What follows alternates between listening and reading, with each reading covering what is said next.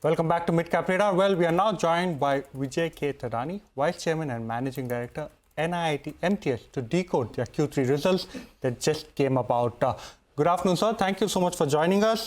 First up, at the end of Q3, would you continue to hold on to your FY25 guidance of 7% revenue growth and margins in the range of 22 to 24%? End of FY25, will you be at the upper end of the guided margin band? So first of all, the answer to your question is yes. At the end of quarter three, I think quarter three has been good because we have a rebound from a -2% QOQ to +5% QOQ. And I think that momentum will carry it through in the fourth quarter. And therefore, we are holding on to our revenue guidance for the year.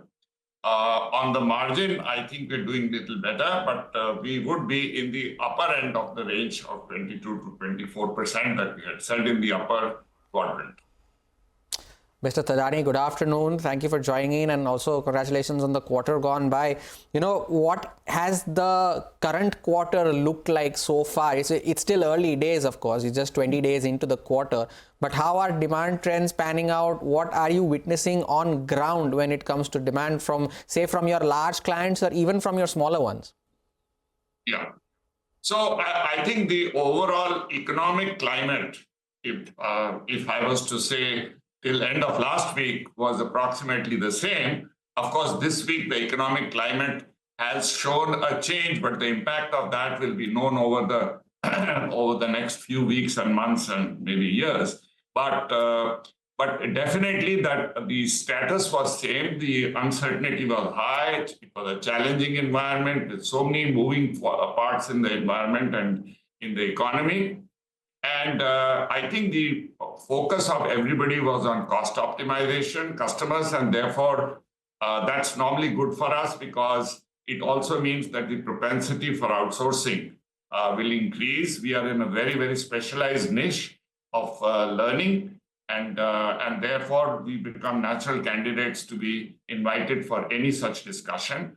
Our win rates have been very good. I think last quarter, we have been able to get 2 new MTS contracts. We have been able to get 3 renewals and multiple expansions. So I think our overall revenue visibility has increased to $391 million. So in other words, in terms of customer acquisition, scope expansion, and involvement with customers, I think the going is good.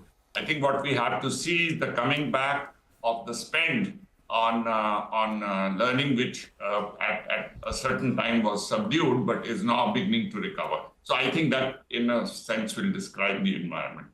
But I think going forward, we should see more exciting times next year, but too early to talk about that. We are in the planning phase ourselves.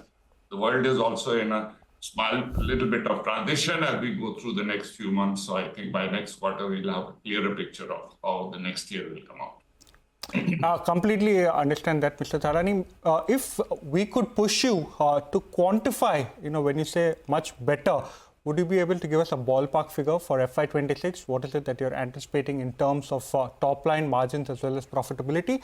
Another sentence, that we just picked up from your investor release is that you've said that volumes in the management consulting business have been impacted, number one, due to the moderate environment and also a push for cost reduction. What exactly is transpiring in that particular space? Q4 FY26, how do you expect that to pan out? Yeah. So let me answer your first part. I think too early to quantify how FY26 will be.